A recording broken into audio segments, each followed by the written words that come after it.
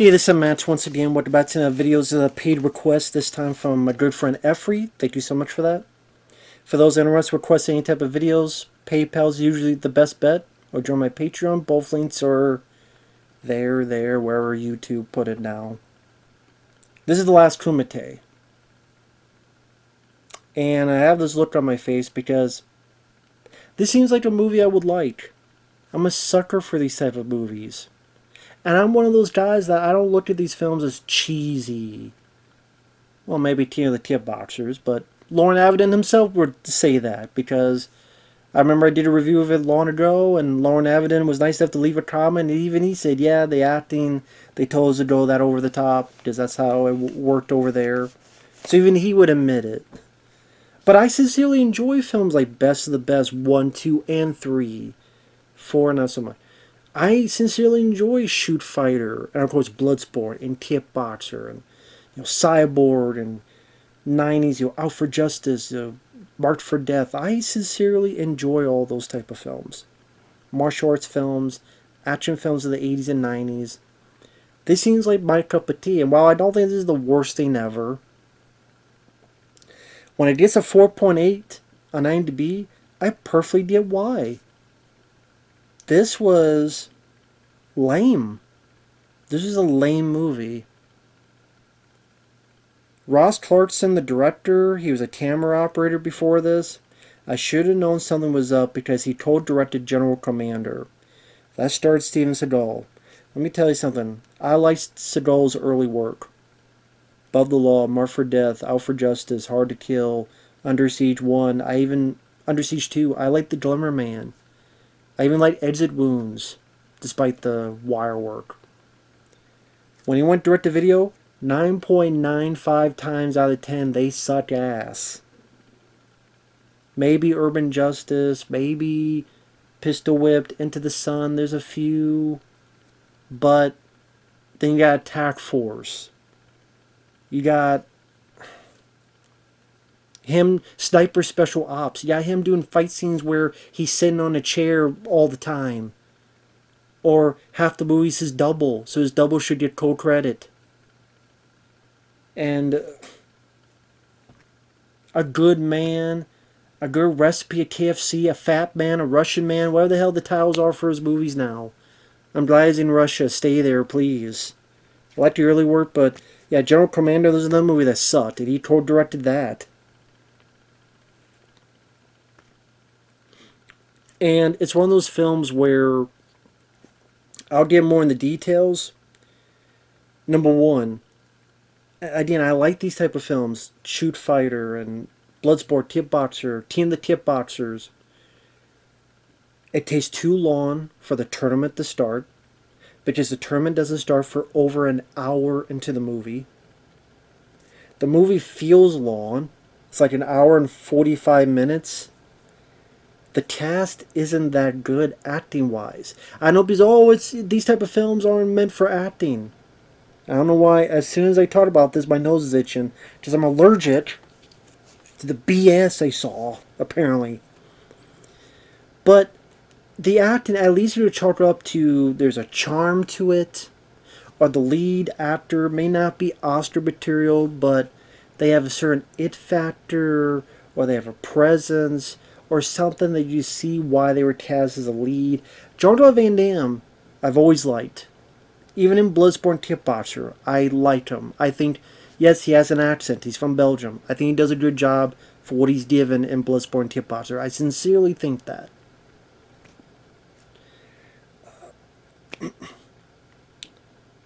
But here, Mathis Landwehr, the German martial artist who's the star of this, he's not a good actor. I don't think he does a good job delivering his dialogue. I think he doesn't have presence. He doesn't have a leading man quality. He doesn't have the it factor. Face-wise, he looks like someone I would see at Home Depot.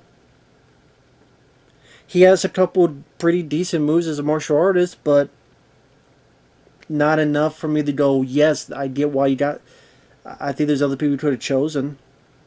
Even in the movie, I think there's other people who could have chosen. I'll get to them in a minute. But yeah, the lead guy, I think he was very flat. I think he was very boring. And especially when he's spending over an hour to be with this guy and his train, like, I didn't care. You have a bunch of familiar faces that paraded around to get on the poster or on the trailer, but they have little to do. Matthias Hughes, he's the bad guy. That because the plot is, before I get into that,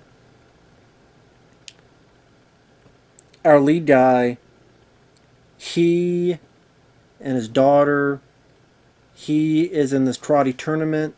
He wins. Matthias Hughes says, "Hey, come join my tournament." Nah, I don't do that. It's a Kumite thing. Nah, I don't do that. Oh, okay. Later kidnaps his daughter, forces him into the tournament.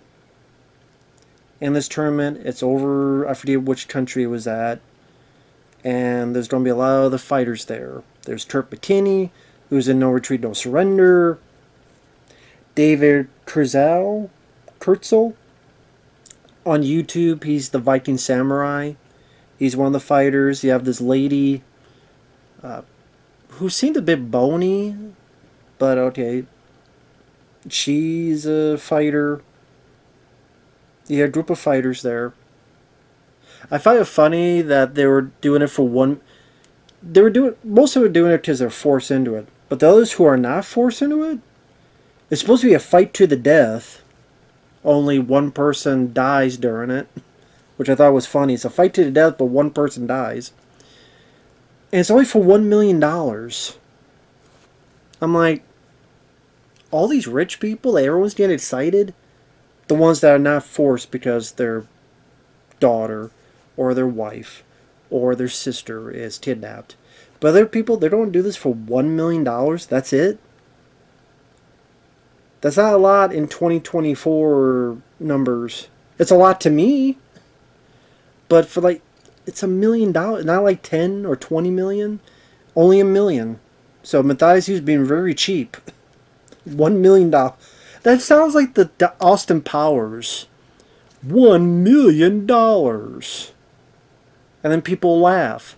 That's exactly what it seems like. I was ready for someone to say $1 million. Go,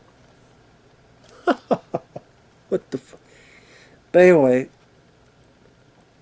so the first hour and change is the setup, and then our lead guy meeting a couple people to train with. Because the tournament doesn't start until we're over an hour in. And the movie's like an hour and 45 minutes. Way too long for the tournament to get started. It affects the pacing. Does it try to do all of the training scenes of Kickboxer, where even his main trainer, Billy Blanks, they're in an area that's trying to be a facsimile of the, can't even say the word right, but it's trying to be like the Temple and Kickboxer. It doesn't work.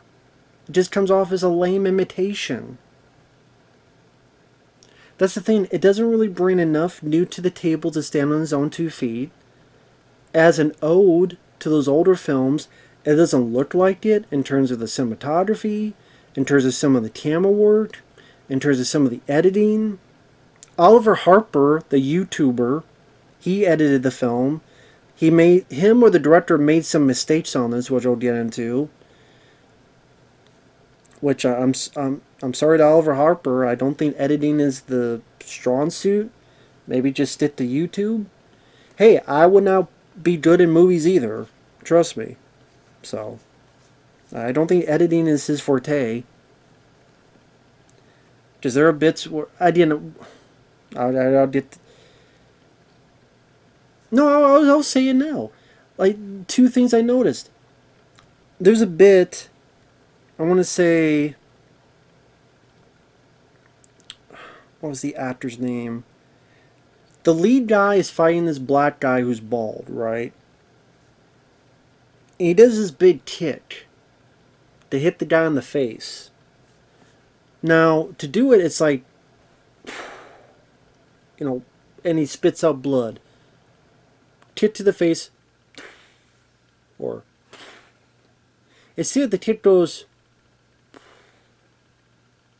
like that delay. This and believe me, if you see enough movies like me, especially these type of movies, you'll notice delays like that. And you're sitting there going, "What the fuck?" So it's like, and there are times it seems like people are not connecting their punches.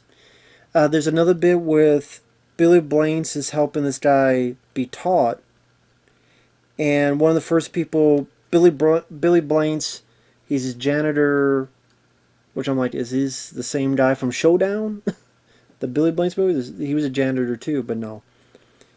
Which apparently his wife was killed, his daughter is missing, he's living right next to this guy, but he never went to get Matthias Hughes. I'm like, you've had all these years, why didn't you try to get Matthias Hughes?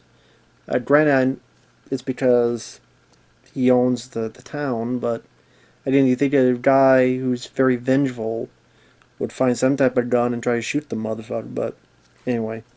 He was waiting for this opportunity, that's why. But one of the people he brings in is Mike Bowler.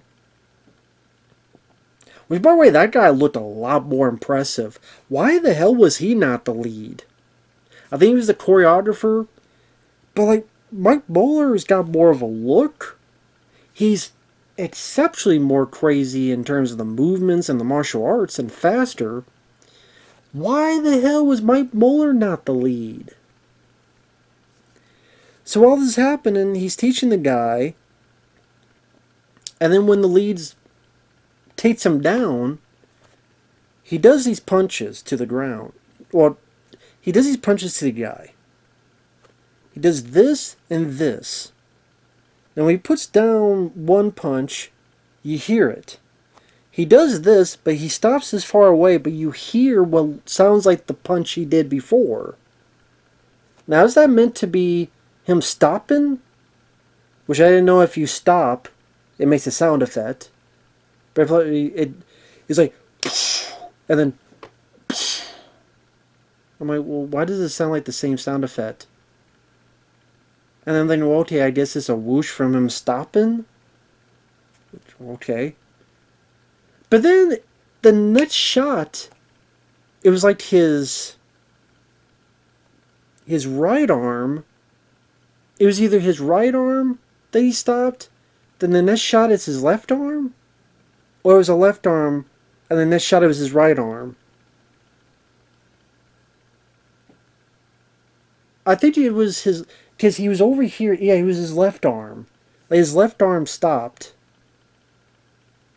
Like this far away, and the next shot, it's his right arm, like over here. It's like one or the other, and I'm like, what the hell? What the hell just happened? But now I'm taken out of the scene. And like I said, there are moments like that that just...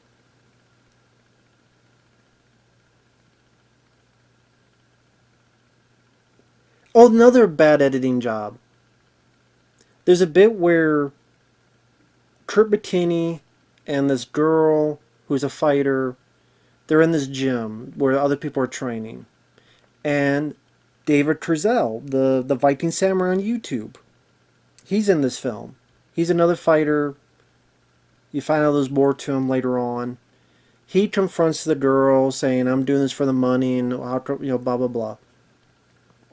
They start having an argument. Kurt Bettini steps in, hey, we're all on the same team. And David's like, hey, don't get in the way of my money. But there's this editing where, you know how like someone talks, like, hey, how are you doing? I'm doing well. Nice to meet you. Cut. Very well, good. Hope you're doing well today. Cut. Yes, I'm doing very well. It will be on Kurt Bettini.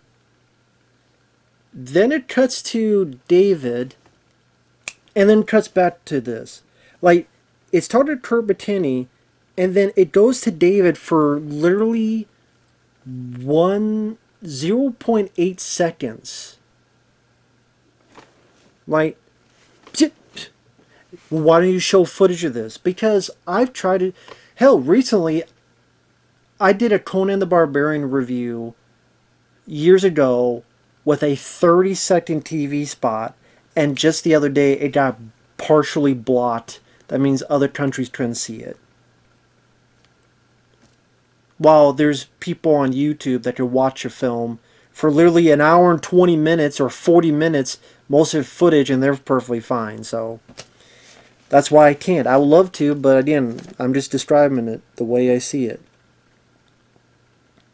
But I know I'm going all over the place. I should, But that's it. There's some bad editing. Like, you watch that scene, it goes to the Viking Samurai for like 0.8 seconds, then goes back. I'm not making it up. It's there. It's like, I'm like, what the hell happened there? That's bad editing. I'm sorry. That's bad editing. That's like they had a splice that they forgot about. And they forgot to take care of that. And sorry, I didn't write down the time frame of it.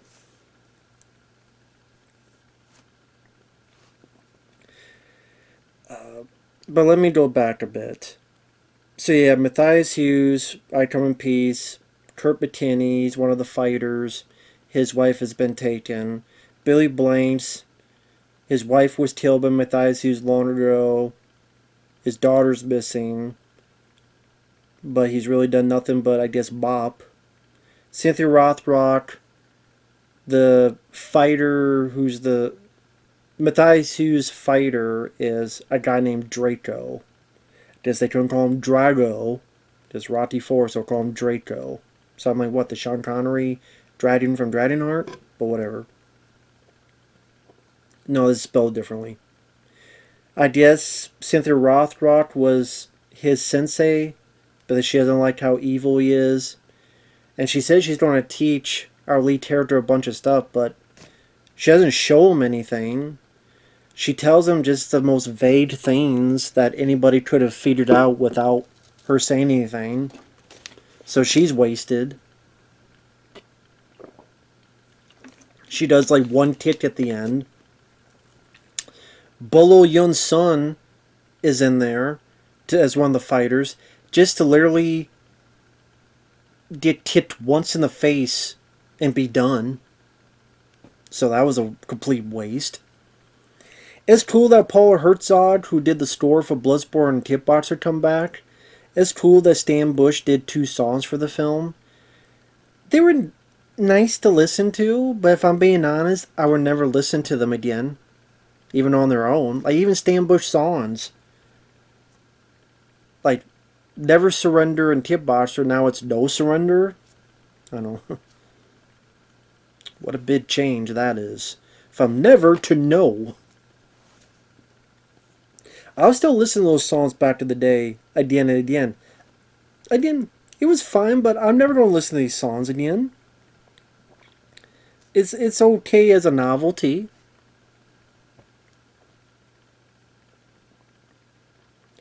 And the song at the opening was lame. I don't know what song they had at the opening, but it sucked. It was some female singer. I don't know what it was, but it sucked. Also, the credits, it looked like Family Matters. I don't know, like the credits, at least the end. You know, like you watch the end credits of Family Matters, maybe the beginning is, like the way the text is, or it looked like TGIF, Perfect Strangers. Those remind me of with the credits. I said the acting by the lead sucks. He has no charisma. He has no it factor. Again, even if you don't have the best actor, which is, a lot of times that's the case in these movies, you gotta have some kind of look, it factor present. I keep repeating that because that was important. I don't think this guy has it. Mike Bowler, or Mike Bowler, he had it. Even David Trezell, the Viking Samurai. I liked the Viking Samurai. I liked his YouTube videos. I've watched his channel quite a bit. I liked it. Seems like a nice guy. Love to chat with him one day because we're both big Van Damme fans. Again, seems like a nice guy. Acting, he needs a lot of work. He is fairly wooden, but this is pretty much his first kind of big role in a film. I think he has that look though, and he has the moves, and that's why I think he would have been a better lead. His acting still would have been shaky, like the German martial artist guy, but just again his look, the face, the body, and he's a bit Van Damme fan, so he knows how to fight cinematically to make it look good. The punches, the 360 kicks. He would have been more interesting. Again, may not be a good performance, but that it factor body, like that would have been better, I think, as the lead. I do believe that. And acting, there's only one way to improve, go up. But yeah, I think the Viking Samurai should have been the lead, or Mike Bowler should have been the lead, not this guy. His daughter, that she was a terrible actress. I'm sorry, but she was absolutely terrible. And Oliver Harper, which I don't even understand why he did Oliver Harper to edit these videos. I did. He's a big YouTuber guy. I think he did that documentary In Search of the Last Action Heroes, which I thought was okay, but I thought it was still kind of forgettable because, number one, a lot of the information we already knew about. Number two, there's a lot of stuff and people missing. Not even brought up. Like, I don't think Steven Seagal was brought up. And you know how much I bash Seagal, but I would at least bring him up for those early days. Some of the other stuff. But I don't think he even likes the way those films are edited back in the day. Bloodsport, like when Van Damme does a kick or a punch, it's like ba ba ba, da da da, which I love because that's like the rhythm of a song. It's like the beat of a song, and it'll take like 1, 2, 3 kicks or punches. Not only makes the fight seem longer, but it seems like much more of an impact. You see it from 3 different angles, and because you hear it, see it 3 times, it just, or 2 or 4, you get like this, like, yeah! Like in Lionheart, when he does the big kick and you see it from different angles, Lionheart! It gets your blood pumping, yeah! So why would you get the guy to edit your ode to Van Damme films when he doesn't like the way those films were edited, and then he does some bad editing jobs, like, again, the Viking Samurai appearing for a split second when that Kurt Bettini and Jim scene, or, again, whether it could have been edited better, or maybe the way it was filmed, whatever, the actor who took the hit, or I'm just saying. And also the way the cinematography was. Yes, I know even Bloodsport. You see, sometimes it was handheld. But at the same time, even if it's handheld, they try to make it as still as they can. And maybe they move it. But here it's like, the camera's like this. I'm like, no. Just hold it here. If it's handheld, like, you can move it. And there's a little bit of movement, shakiness. But here it's like, granted, it's not this, but it's like, I'm like, dude, if you just, can you stop taking the coffee or what it is you had that morning and calm down? Like, try, even as handheld, try to make it as late, the least amount of noticeability as you can with it. Just saying, if you want to be like those old films.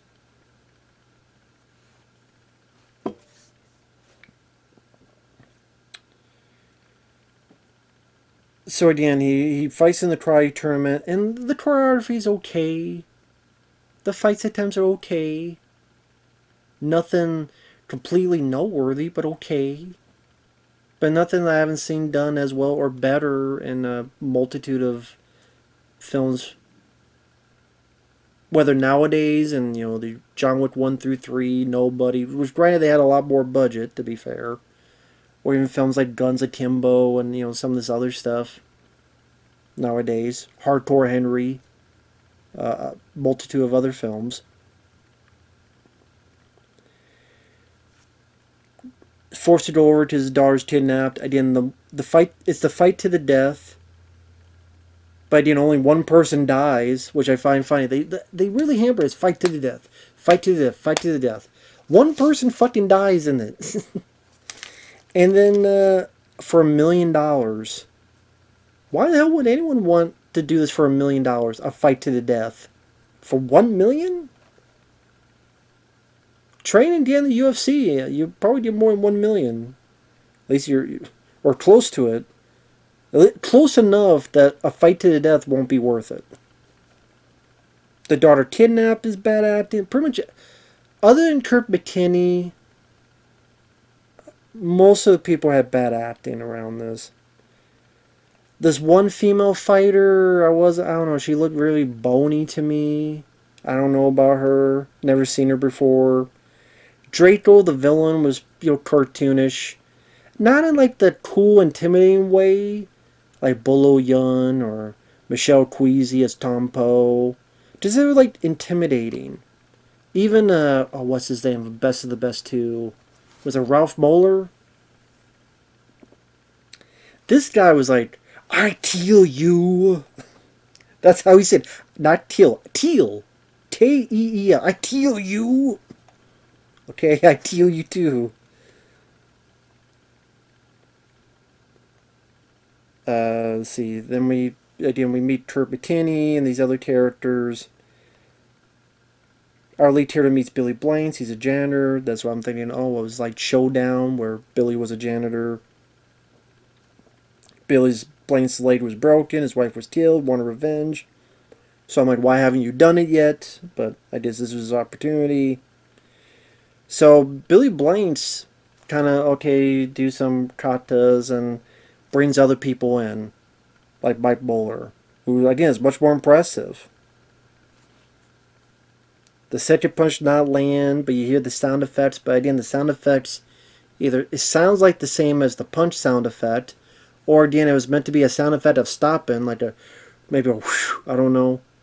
But then the very next frame is a different arm.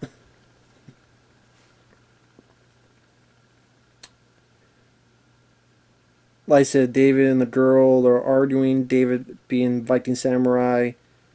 It's like split second to David before going back to Turpitini. The dialogue, I know, like, what? Come on, Matt, the dialogue, but there's literally a line where the lead guy, Kurt McKinney, and the female fighter, they're talking about at least one of us get to the end to fight this guy. Because are we really going to buy that Matthias is going to let our families go? If none of us are alive at the end of tomorrow, then we are all dead. No shit. If none of you are alive by the end, then we are all dead.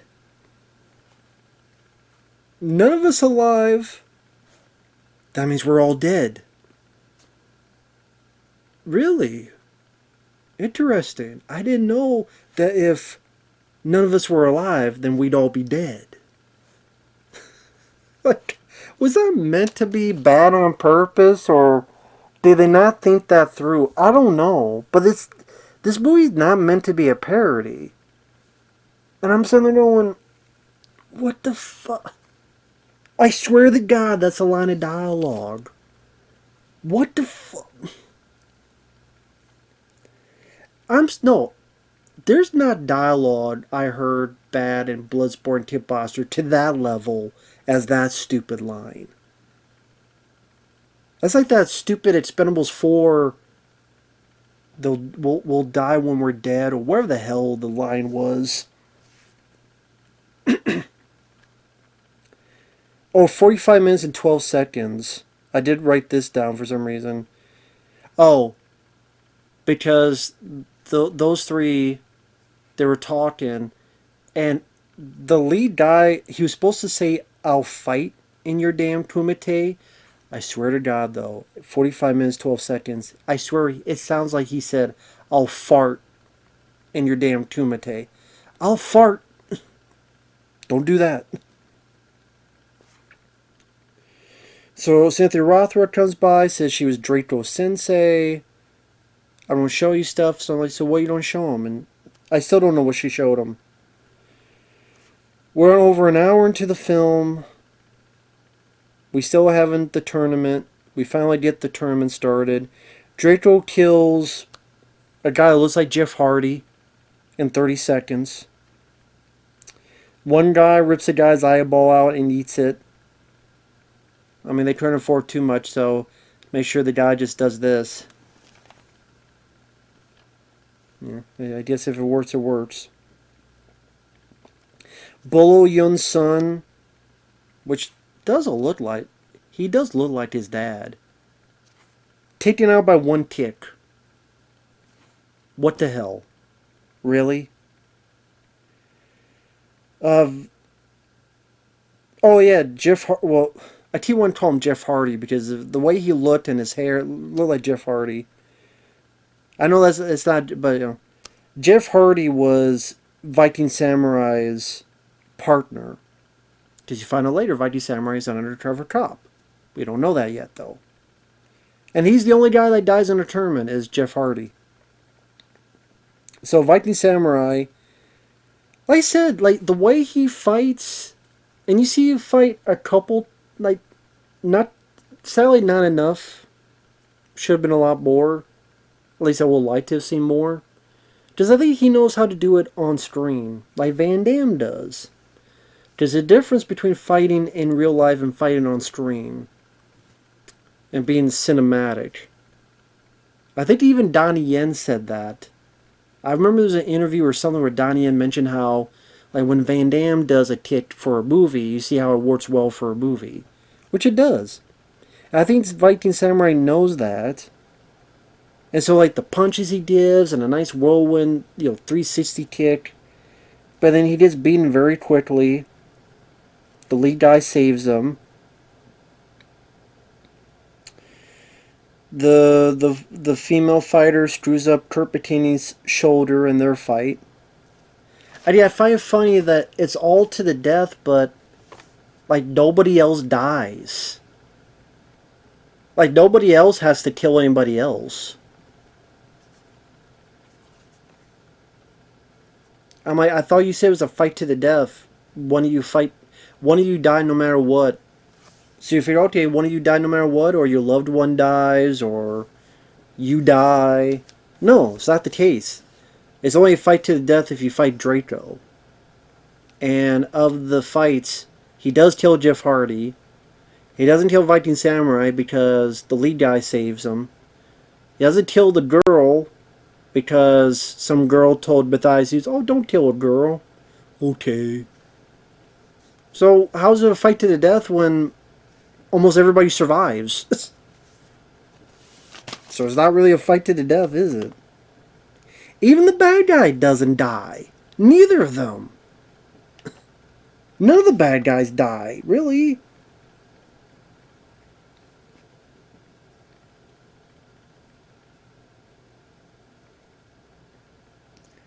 That's what I mean. The lead guy fights the one guy, black guy. He's bald. I forget his name. That's what he does. He finishes off with his kick, and then the delay of him spitting the blood, very bad. I don't know whether that was the editing or whether that was the direction. I don't know, or both. Oh, there's Michelle Queasy, who is Tom Poe and Kit Bosser. He's in the film as a guy working for Matthias Hughes.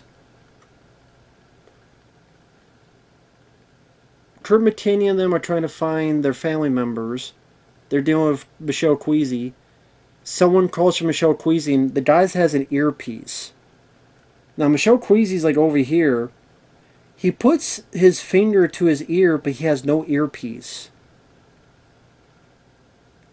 Again, the other guy, we see the earpiece. We see the cord.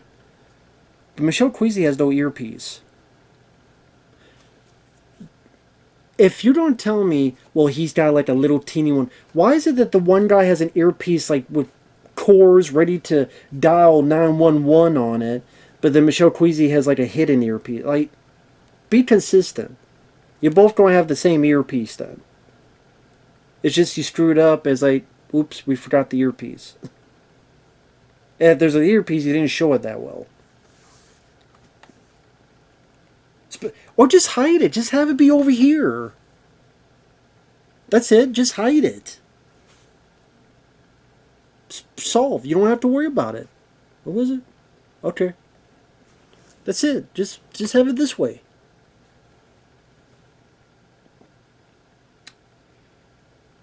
Uh, the lead guy fights Draco, which is there. I mean, take or leave it.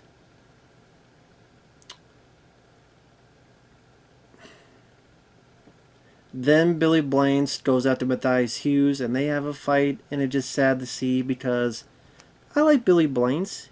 Never the best actor, but I liked when he was with Roddy Piper and Back in Action and Tough and Deadly. He worked well in films like Showdown for what he needed to do. But him, just because they're so much older, they can't do as much. Billy Blanks can barely lift his leg. And I don't mean disrespect. I'm just saying the honest truth. It's sad, but it's true. We all get old. It's how it goes. That's why these action stars can't do as much. Because their bodies can't do as much as they could back in the day. So it's always going to be disappointing. Just how it is. And then Matthias Hughes doesn't get killed. He just gets arrested.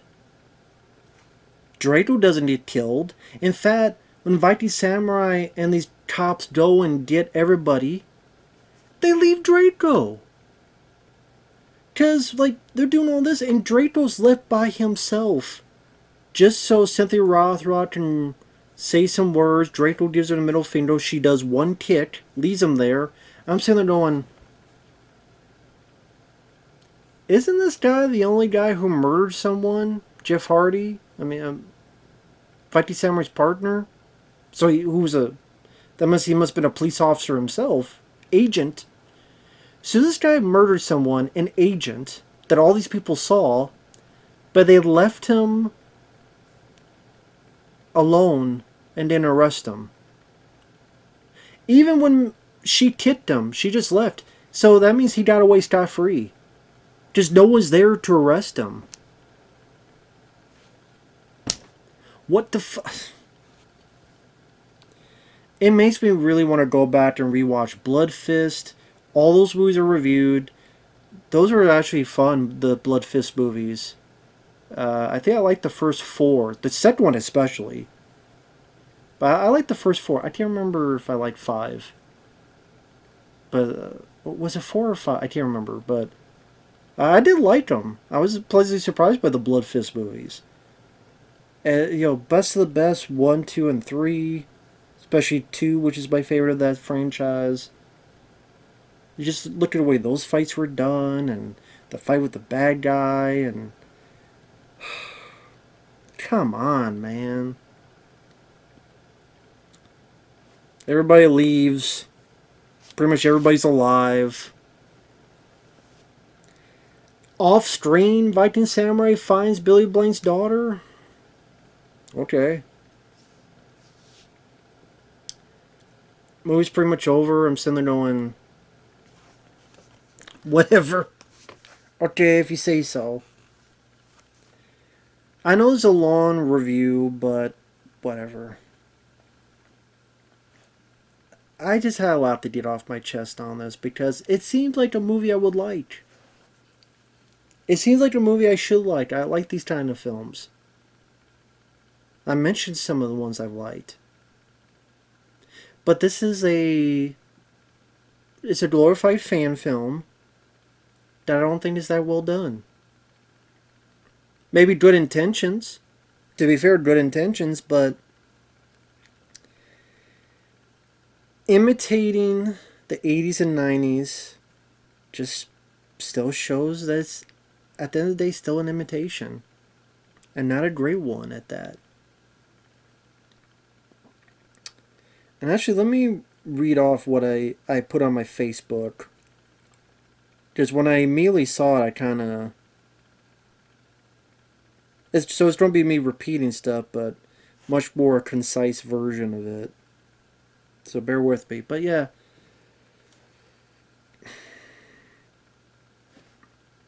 I'm sure people like, oh, you're just jealous. I'm not jealous of anything. Well, I mean, you know what? Screw it. I'll be jealous, sure. I'll always be jealous. Jealous of success. Sure.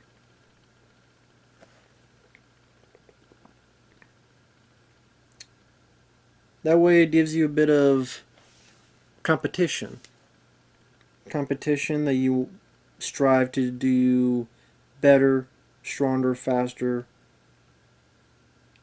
As long as you don't go over the top with it. But this is my thoughts on it. The Last Kumite is a disappointing misfire. I love these type of films. Bloodsport, best of the best films. Shoot Fire, Tip Boxer, but this was lame. The production values show it's low budget, but has none of the charm that, at this point, you just cannot replicate from the 80s and 90s. The acting is fairly bad with a lead that showcases a lack of charisma or it factor. Actors back to the day may not have been Oscar caliber, but they had that something that made them a lead or a star. While it's nice to hear the music of Paul Herzog and Stan Bush, that wasn't enough. It takes over an hour for the Kumite to actually start in this bloated 1 hour 45 minute production. Drama that is not interesting or intriguing with flat wooden performances and dialogue makes the first hour fairly boring and hard to sit through, which I still maintain. It's one of the reasons I would never watch the film again. It wanted to have the long training scenes of Tip Boxer, but also the tournament of Bloodsport, but there was a reason why these were two separate movies. Tip Boxer did not deviate to multiple characters and lose his focus, but instead focused on our main guy, Van Damme, and made us care for him and his struggles. And also because of the type of film, you'd have a sense of humor, just like in Bloodsport, you'd have a sense of humor, like in Tip Boxer, where he's dropping the stuff, hit his stomach, he does it again, Van Damme goes, obviously in this, because their family members are kidnapped, there's not a lot of room for humor, understandably so. So I understand you can't have that, but maybe something, if not humor, but some other type of charm, personality you can infuse with it. Bloodsport fits a quick pace with a variety of fights, as well as some memorable personalities. Even the "Okay USA" was memorable, which is true. That one guy, "Okay USA," was more memorable than any fighter in this movie. It praised a number of cameos to sell the film, but they do little. Matthias Hughes sits and talks to the crowd as the main villain. Cynthia Rothrock stares and says a few words. Billy Blanks, Kurt McKinney, Michelle Queasy. Even Bolo Yoon's son is there long enough to have a fight where he loses by being kicked once in the face, and that's it. The fights are okay at times, but nothing you'll rewatch. It doesn't help when you have rookie mistakes like some of the stuff I show below in the video, which is on my Facebook. I show the video on my Facebook. So that's the thing. I'll put my Facebook down below. You want to go to my Facebook? I put the video in there to show what I was talking about. For people who think I didn't show the one with Viking Samurai, the split second, but I showed the other two. You see the lead do a kick, and it takes a few seconds too long for the guy to react to spit in the blood and move his head. And the other one I don't even know. It's like the second punch has the same sound effect as the first punch, as it's supposed to hit, but it doesn't. If that was meant to be just the sound of him stopping his punch, why is it the same sound as a natural contact hit? Why in the very next shot is his right arm next to him and not his left arm that threw the punch down towards in the first place? I'm not sure why you would... Okay, talk about Oliver Harper. Talk about why I like those edits in the old Van Damme films. They showcase the impact and strength in each of these hits and turn them into crowd-pleasing moments. I talked about how it's a bit more shaky. Yeah, you can understand the fights, but at times I felt like I was at sea watching a fight. It was cool to see YouTube of Viking Samurai in the film. Well, yes, he too, you could say, was wooden. Something about him still made me want to see him more as a lead. Maybe because he was more subtle than the other guys. Maybe because his few fights seemed like he knew how to fight for the camera. The villain's laughable. He's a big guy, but he's cartoonish. too cartoonish to the point. I deal you. It's not the worst film ever, but I can see why it's a 4.8.